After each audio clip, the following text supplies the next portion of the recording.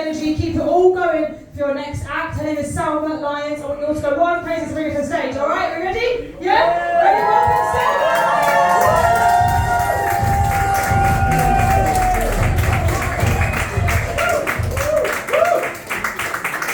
Good evening. I will fess up now. My tribe is in the house. Teachers, where are you?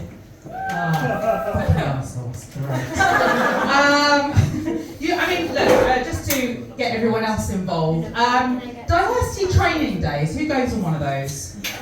Oh yeah, I know. Do you know what? They made me go to one. Me. Hello. Me. Right? And I was invited by my colleague Muna, who's an ethnic like me.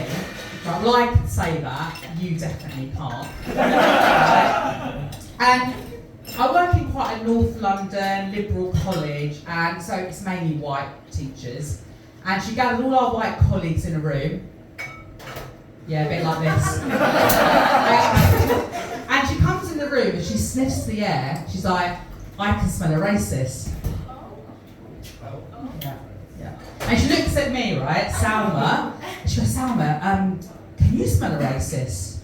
And I'm like, yes. Finally, a witch hunt I can be part of. Yeah? So I take a deep breath in, you know what I mean? And my white colleagues, they start tensing up, bums clench. A bit like you, sir. But you know what? You can actually unclench those bum cheeks. Actually, I was remembering my school days, right? And the smell of my first crush, Jamie, or as we used to call him, Jamie the racist. Yeah? Because to be fair to him, he was a bloody racist. Yeah? But alhamdulillah, he smelled good. Yeah. Like he wore like Lynx Africa, you know, like as a white ironic scent choice. Yeah. He smelled his mum's stolen silk cut cigarettes. Yeah, and shepherd's pie. Yeah. The trifecta of whiteness. Yeah. Speaking of racists, I'm married to a white man. Yeah. For my sins. I don't know if anyone else is going to beat this. I've been married for 23 years. Woo! I mean, look, it's going so well. It's going so well. I'm standing here in front of you, and he's back in London, so that's where we are. Yeah, I mean, look, I'm married to a white man for my sins, right? And which is a bit difficult because I'm a Pakistani ex-Muslim, now married to a white Irish Catholic. So I'm not really sure how this whole sin thing works, right? But I reckon through this marriage, I'm atoning for all of my sins at once and the sins of my ancestors. Yeah. Now I'm not saying all white people are racist, but when my husband Sean pisses me off, yeah, I call him the great white bastard. Well, look, you know what? I think it's fair because I've experienced 45 years of racism from other white men, right? He can deal with the occasional bit of bum clenching uncomfortableness, right? I mean, this guy knows what I'm talking about. Look, you know what? Mixed race marriages, they have their unique challenges, right? I meet Sean's parents for the first time in a pub at 11 a.m. Yeah, because my father-in-law is an alcoholic. Yeah, and I think he's trying to impress me, you know, come to the office, which is what he calls the pub. But you know, the concerning bit is Sean's aunt and cousins have died from drinking. But then after their funerals, this is the bit I really don't get.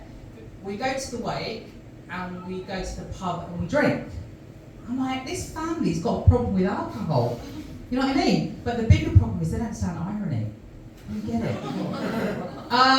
So I think Sean married me, a Muslim, as a way to escape the alcoholism from his family. But as an ex-Muslim, I'm doing 7 people's worth of drinking here.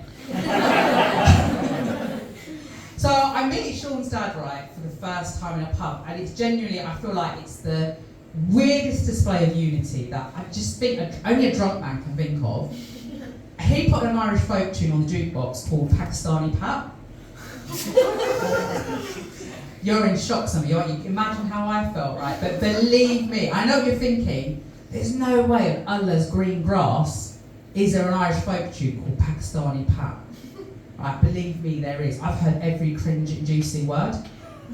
Right, let me explain Pakistani Pat, right? So it's written in the 70s, so diversity training, not really a thing. Right? About a man, Pakistani Irish heritage, written in the 70s. And yeah, speaking of diversity, by the way, I'm going to say the lyrics, but I won't sing it because my Irish accent is so bad. It sounds Jamaican. Right? It's a whole level of racism we just don't need. Don't need it. So the lyrics go like this: proud of Pakistan and the Emerald Isle. I was born in Cricklewood, there's nothing wrong with that, until my neighbours hear that my name is Pakistani Pat. Now, you know what, to be fair guys, they were just trying to make me feel welcome. They were.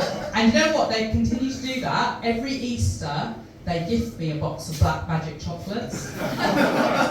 Proving once again, this family don't get irony. Don't get it. I feel like we need to like balance it out, so I'm going to slag off my family now, if that's all right. Anyone else hate their family here? You do. That's a validation. Thank you for that.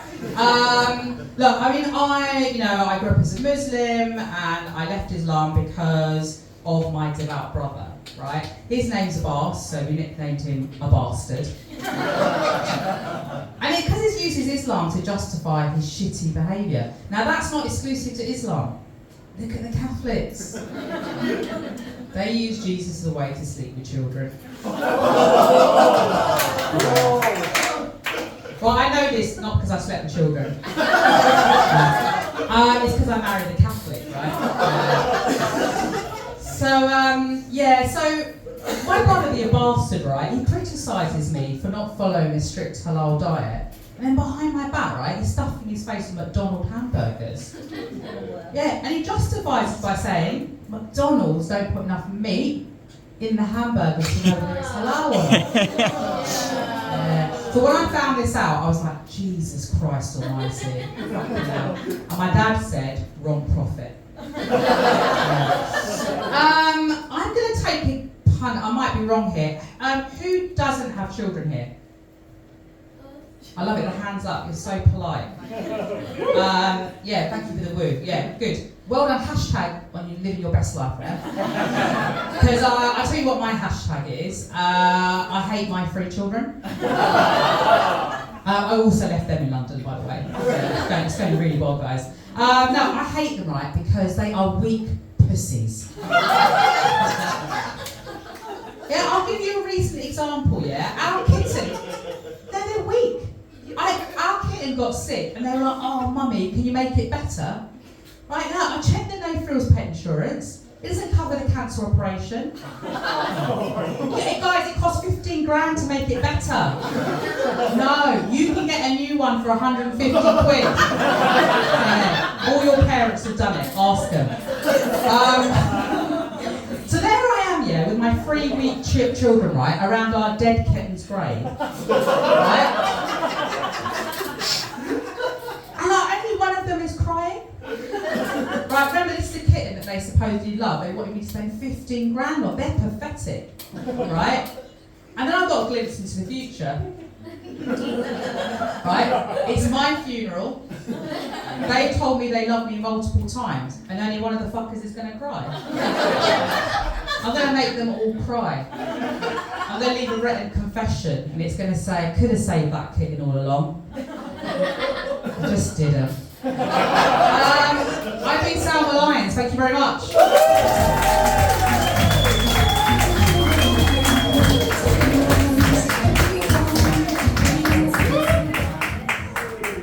Yeah, Salma Lyons, everybody! Yes, love it. Okay, we're going to take a quick 10-15 minute break and have some more drinks.